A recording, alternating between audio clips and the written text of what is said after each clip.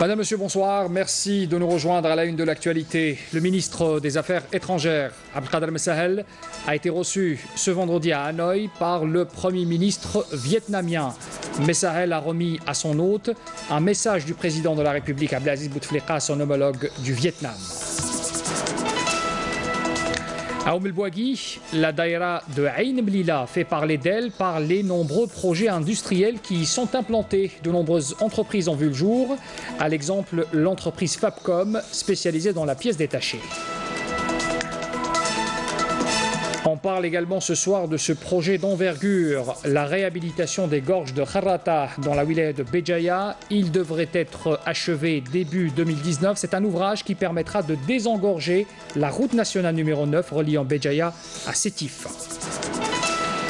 Sport également, avec l'équipe de la garde républicaine qui a remporté le prix du championnat national militaire d'équitation ouvert au club civil et qui s'est déroulé au centre équestre du 11e régiment de la cavalerie militaire du commandement de la garde républicaine au Pin-Maritime. Un autre reportage à suivre également avec nous ce soir à Ain Timouchent, à la plage de Terga. Il y a des initiatives qu'il faut absolument encourager. Une association qui s'occupe des malades trisomiques en collaboration avec les autorités locales et un investisseur privé ont organisé une sortie en plage en faveur de ces jeunes trisomiques. Un moment de joie qu'on partagera avec eux tout à l'heure dans ce journal. Bienvenue à tous. Pour commencer d'abord, le président de la République, Abdelaziz Bouteflika, a adressé un message de félicitations à son homologue monténégrin, Milo Djukanovic, à l'occasion de la célébration de la fête nationale de son pays, dans lequel le président lui a réaffirmé son engagement à œuvrer avec lui, donc au renforcement des relations d'amitié et de coopération entre l'Algérie et le Monténégro. Et puis, comme j'ai annoncé en titre, le ministre des Affaires étrangères, Abdelkader Messahel, a été reçu ce vendredi à Hanoï par le Premier ministre vietnamien Nguyen Xuan Phuc, dans le cadre de sa visite officielle en République socialiste du Vietnam. Voilà donc cette audience. Abdelkader Messahel a remis à son hôte un message du président de la République, Abdelaziz Bouteflika, son homologue de la République socialiste du Vietnam, Tran Dai Quan. L'Algérie et le Vietnam sont liés par des relations historiques d'amitié et de solidarité qui remontent à leur combat pour l'indépendance des deux pays. La visite officielle du ministre des Affaires étrangères en République socialiste du Vietnam, qui vient renforcer ces relations, donc intervient dans un contexte marqué par la célébration l'an dernier par les deux pays du 55e anniversaire de l'établissement de leurs relations diplomatiques. Toujours au Vietnam, le ministre des Affaires étrangères, Abdelkader Messahel, s'est entretenu aussi avec son homologue vietnamien, Pham Binh Minh. Cette entrevue a permis aux deux ministres de procéder à l'évaluation de la coopération bilatérale dans ses différents volets, mais aussi d'examiner les perspectives de son renforcement. À cet égard, les deux hommes qui se sont retrouvés, bien sûr, aux côtés des deux délégations, se sont félicités des liens historiques d'amitié et de coopération qui existent entre l'Algérie et le Vietnam depuis l'établissement des relations diplomatiques, je l'annonçais tout à l'heure, il y a maintenant 55 ans. On revient sur la visite du ministre de l'Intérieur dans la wilaya de Taraf, c'était hier. Cette wilaya donc qui jouira bientôt d'un programme spécial de mise à niveau, c'est la déclaration du ministre de l'Intérieur et des collectivités locales, Nordin Bedoui, lors de sa rencontre hier avec la société civile de la région. Donc, la wilaya de Taraf recèle des potentialités importantes. Une enveloppe sera d'ailleurs dégagée pour le financement de ces nombreux projets. Najma Harash était présente pour la couverture. Nordin Bedoui rassure les représentants de la société civile rencontrés au terme de sa visite dans la wilaya de Taraf. Le ministre de l'Intérieur, de l'Aménagement du Territoire et des collectivités locales annonce le lancement d'un programme de mise à niveau pour soutenir le développement dans la wilaya. Le programme sera élaboré par une commission intersectorielle chargée de financer plusieurs projets structurants dans diverses agglomérations urbaines de la wilaya. Et pour ce faire, une enveloppe sera dégagée du fonds de garantie des collectivités locales.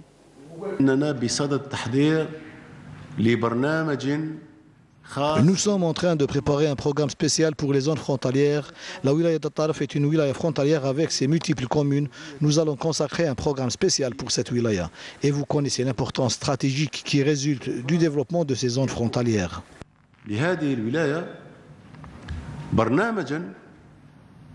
خاصة تأهيليا لهذه المناطق الحدودية. Nourdine Bedoui est revenu aussi sur le plan spécial de développement des bandes frontalières. Il s'agit d'un programme d'appui et de soutien au développement durable dans plusieurs zones enclavées en vue d'assurer une meilleure prise en charge de l'ensemble des besoins essentiels des citoyens dans cette région. Nous, en tant que responsables, nous avons le devoir de fixer nos priorités et placer le citoyen au cœur de nos priorités pour ce qui est du développement de proximité au niveau local. Et lorsqu'on trouve les conditions idoines, avec une coordination existante, cela nous incite et nous encourage à faire plus pour développer et améliorer le quotidien de nos citoyens. Pour ce qui est du nouveau découpage administratif, le ministre de l'Intérieur rappelle que cela relève des prérogatives des institutions constitutionnelles. Et à l'occasion de cette rencontre, Nourdine Bedoui n'a pas manqué d'encourager l'investissement productif, notamment dans le domaine touristique, compte tenu des ressources naturelles et potentialités que recèle cette wilaya. On parle également ce soir de l'investissement productif d'un autre genre, l'industrie mécanique. C'est une industrie qui prend de l'ampleur et qui s'étend à travers l'Algérie, notamment à l'est, mais aussi à l'ouest. On parlera d'abord de la wilaya de Belabès avant d'aller à Moulbouagui dans un instant. Alors Belabès, pour vous parler de ce nouveau pôle industriel par excellence qui voit le jour, notamment grâce à des entreprises comme l'entreprise FAMAG de fabrication de matériel agricole. C'est un exemple vivant de la réussite de l'investissement. L'entreprise emploie aujourd'hui près de 320 ouvriers. Mounana Al-Hamoudi pour plus de détails. Cette machine, spécialisée dans le découpage de pièces pour matériel agricole, est l'unique en Algérie, mais aussi dans tout le Maghreb. Elle a été acquise par l'usine FAMAG pour la construction de matériel agricole située à Sidi Blabès. Créée en 1996, cette entreprise, le fruit d'un partenariat algéro-indien, a atteint un taux d'intégration de 33%. Il y a des pièces fabriquées chez FAMAG, ici sur place. Il y a aussi des pièces qui sont fabriquées par les sous-traitants. Aujourd'hui, FAMAG dispose d'un réseau de sous-traitants de 15, au nombre de 15, et qui emploie 500 travailleurs. On a déjà investi pour 2 milliards de dinars. Et il y a un investissement complémentaire de 750 millions de dinars pour justement dépasser le taux d'intégration de 45%. Ce leader du machinisme agricole repose en grande partie sur les jeunes compétences, mais aussi sur l'emploi des dernières technologies dans le domaine et le transfert du savoir-faire. نستعمل اخر تكنولوجيا في التصميم اللي هي CAO كونسيبسيون اسيستي بار اورديناتور، ولدينا مكتب طرق اللي هو بيلود ميثود نستعملوا فيه الفابريكاسيون اسيستي بار اورديناتور اخر تكنولوجيا المستعمله عالميا. On prévoit inchallah aller vers le marché extérieur et on prévoit déjà on a commencé par la Mauritanie et prochainement inchallah la Tunisie. Et même ça, on prévoit, Inch'Allah, Sénégal et d'autres pays africains. Depuis sa création, l'entreprise a déjà commercialisé 30 000 tracteurs. Prochain défi, dépasser un taux d'intégration de 45% dans les années à venir. Le taux d'intégration, bien sûr, fonctionne avec le réseau de sous-traitance. À Moulbouagui, justement, dans la daïra de Aïn Melilla, plusieurs projets ont vu le jour, des projets industriels, de nombreuses entreprises, bien sûr, qui ont vu le jour également, à l'exemple de l'entreprise Fabcom. Elle est spécialisée dans la pièce détachée et particulièrement les batteries pour tout type de véhicules fabriqués avec de la matière première locale. C'est important de le souligner. C'est une entreprise qui compte augmenter sa capacité de production qui est actuellement de 600 000 batteries par an à 1 million de batteries. Reportage sur place, signé Ahmed Bouakbar. Créée en 2015, l'entreprise Fabcom de Aïn Melilla a réussi à s'imposer sur le marché national des pièces de rechange, notamment les batteries de qualité, offrant une énergie supérieure et conforme aux normes internationales. En quelques années seulement, cette entreprise a acquis un savoir-faire indéniable, devenant leader dans le domaine en fabriquant des batteries pour tout type de véhicules, légers et poids lourds, ainsi que pour les applications agricoles et industrielles. Chaque année, 600 000 batteries sont fabriquées ici. Nous comptons passer à 1 million pour l'année prochaine. Nous avons 3 types de batteries essentielles qui sont la première et la principale. Foria qui est une batterie avec entretien qu'on a lancée récemment.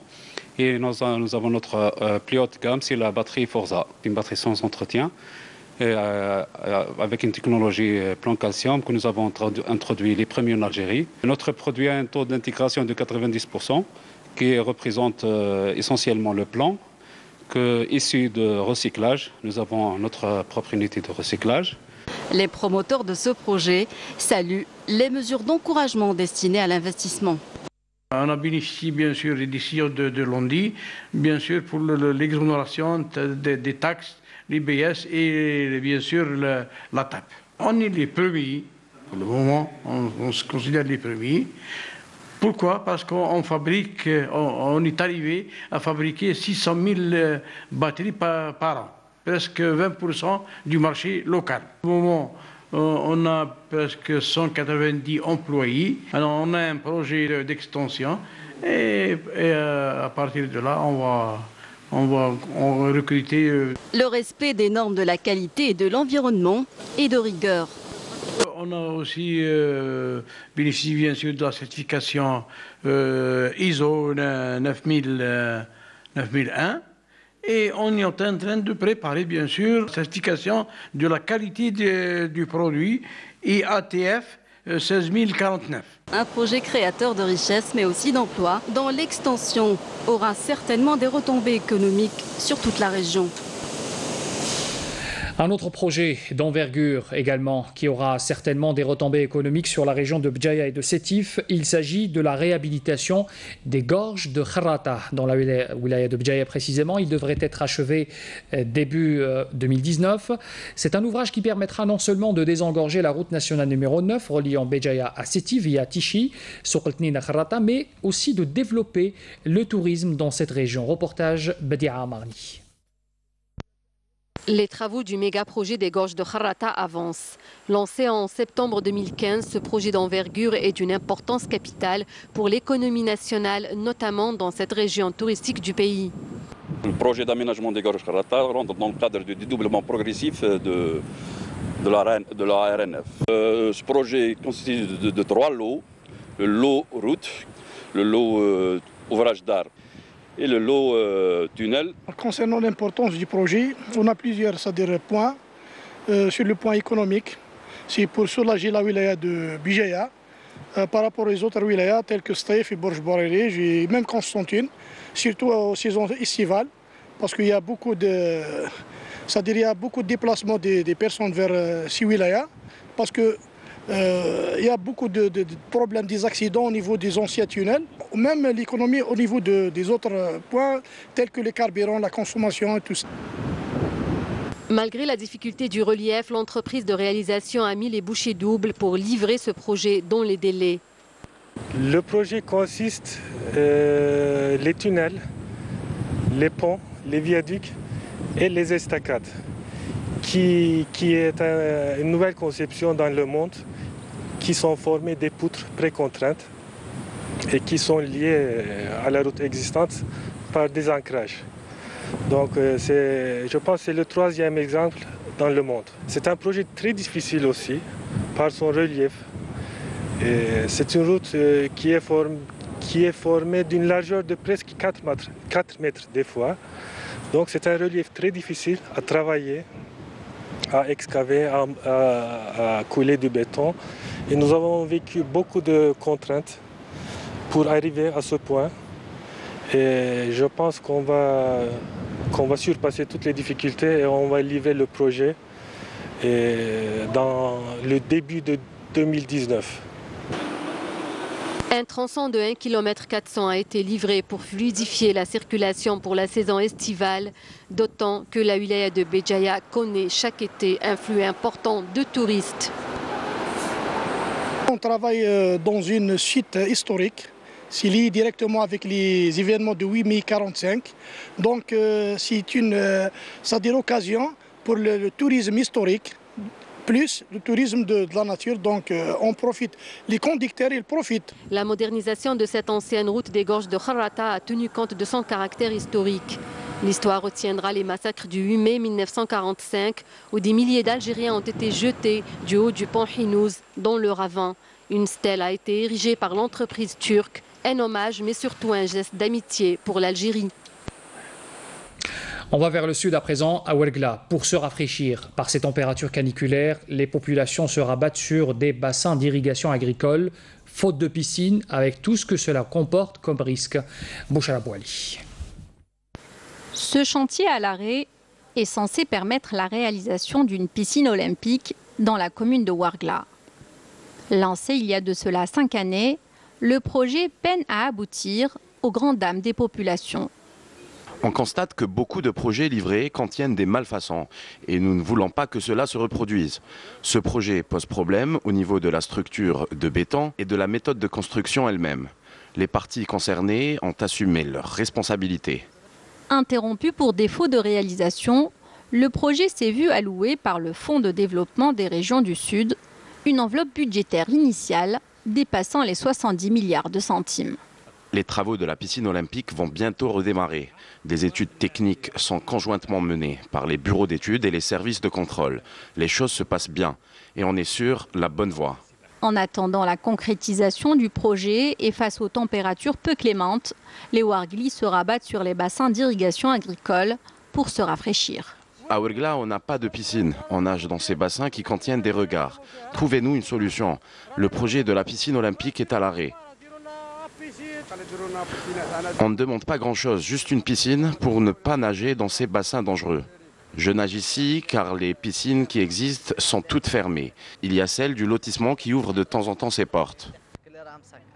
En l'absence d'infrastructures de loisirs, les Ouarglis improvisent et font ce qu'ils peuvent avec les moyens du bord, parfois au péril de leur santé.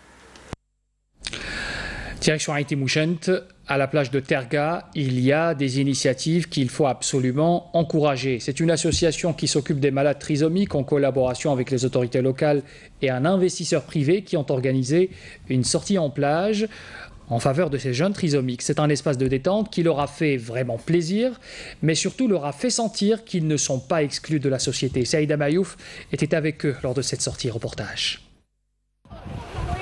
Nous les avons rencontrés sur la belle plage Terga au sable fin à Haïti Mouchent. Ces enfants et adolescents trisomiques sont venus profiter des bienfaits de la mer et du soleil et de goûter au plaisir d'une journée de détente à la brise marine.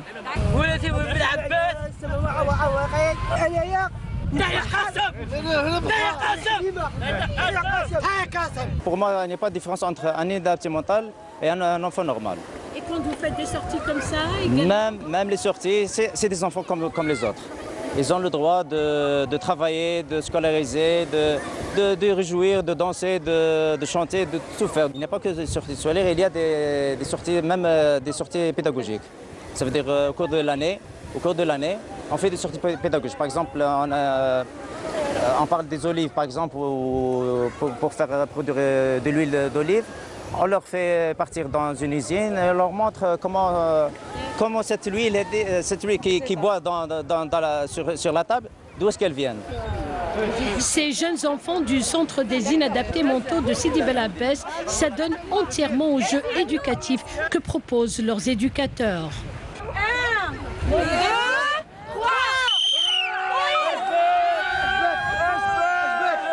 Il faut savoir que cette partie de la plage sur laquelle ils s'amusent et qui est attenante au complexe touristique Mahieddine Ben Chaban est un droit de concession pour son exploitation. Il y a des jeux éducatifs et des jeux de gages pour enfants.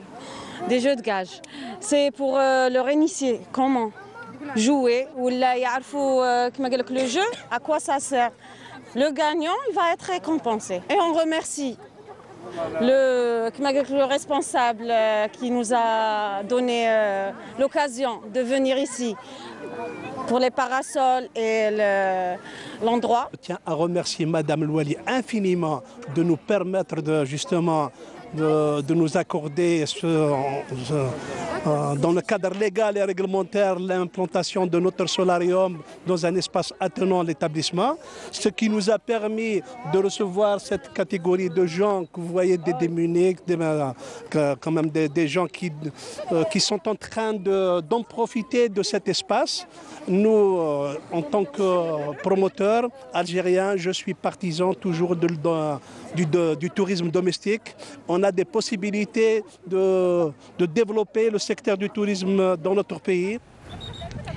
Cette initiative s'inscrivant dans le cadre de l'action sociale est à même d'égayer ces enfants handicapés en leur faisant connaître les joies de la mer. Ces enfants ne manqueront sans doute pas de garder en mémoire ces beaux moments passés sur la magnifique plage Terga et ses vagues envoûtantes.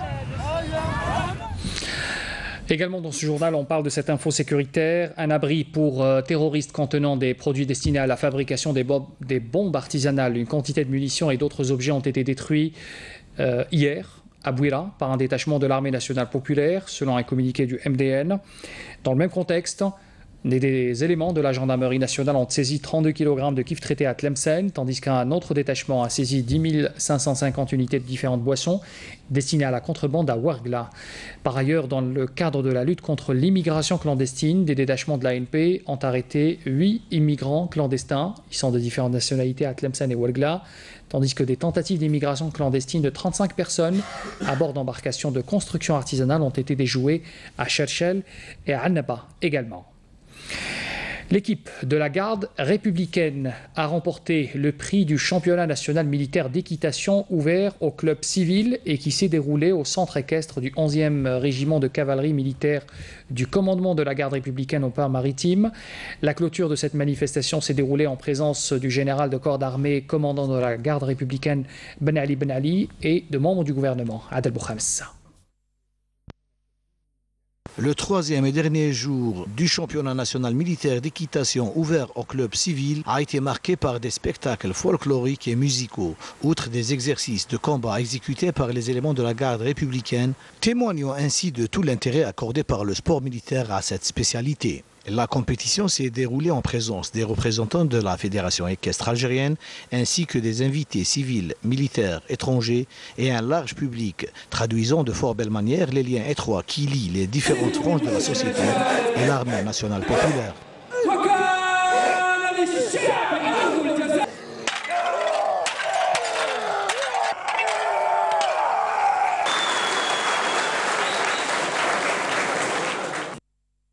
La compétition a été marquée par la participation de 28 équipes, dont 10 clubs militaires et le reste étant des civils. 115 cavaliers ont pris part également, dont 19 militaires.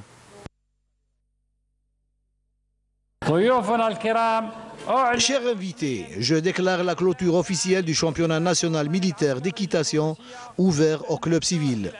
Je réitère mes remerciements à tous les présents à cette compétition. والسلام عليكم ورحمة الله تعالى وبركاته.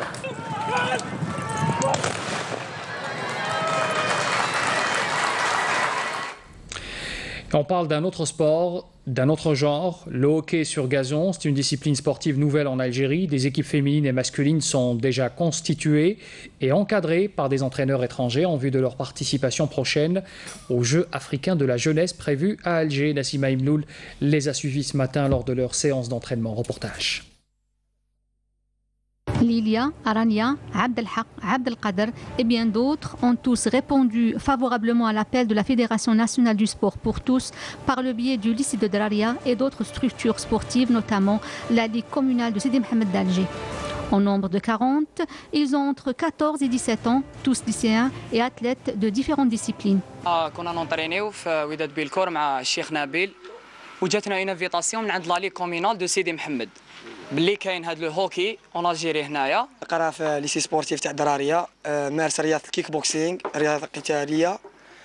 اولا دخلت الهوكي هذا ما درتوش هكا اوبجيكتيف، من بعد عجبني بزاف، حطيته حبيته وعطيته اهميه. Discipline تاعي هاند. Là maintenant on a des objectifs, les Jeux africains et tout. Et alors on va présenter inchallah le drapeau algérien et pourquoi pas gagner et faire un beau résultat. On a été sollicité par la Confédération africaine du hockey, Dr Siv, qui nous a envoyé des coachs, des experts en hockey, tels que Ashraf, Oussama, Ashraf et Houssam. Donc ils ont fait du bon travail, on a fait la détection des jeunes talents. Comme c'est une nouvelle discipline, on posait des questions, est-ce qu'on va réussir? Mais finalement, on a trouvé des jeunes extraordinaires. pratiquement, c'est des gens qui ont pratiqué le football et le handball, donc ils n'ont pas trouvé de difficulté. La preuve, les experts en hockey, ils ont été étonnés. Depuis le mois de février dernier, nos jeunes athlètes poursuivent des stages de préparation et de présélection sous la houlette d'un staff technique égyptien de renommée mondiale renforcé par les services algériens afin de composer 2 sélections nationales de hockey sur gazon, une de garçons et l'autre féminine. Nous avons de bons éléments qui sont très doués, des athlètes cachés en Algérie, qui peuvent devenir des stars et participer à toutes les compétitions de hockey sur gazon. Nous souhaitons aux hockeyeurs algériens de décrocher des médailles durant ces Jeux africains de jeunes et représenter leur pays aux prochaines Olympiades de Buenos Aires.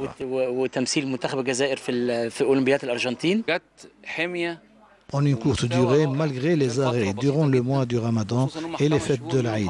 J'ai constaté une très grande volonté et un excellent niveau chez ces nouveaux athlètes. Je souhaite de tout cœur que le hockey perdure en Algérie. Si le hockey sur gazon se pratique avec 11 joueurs, le tournoi des JAJ se disputera avec 5 joueurs, soit un gardien et 4 joueurs de champ. En plus des 4 remplaçants, il s'agit là du hockey 5 qui se joue sur une petite surface et se déroulera au stade Farhani de Bab el-Oued durant les JAJ prévus du 19 au 28 du mois en cours. Bon courage à nos nouveaux hockeyeurs et plein succès. Le rappel des titres avant de clore ce journal.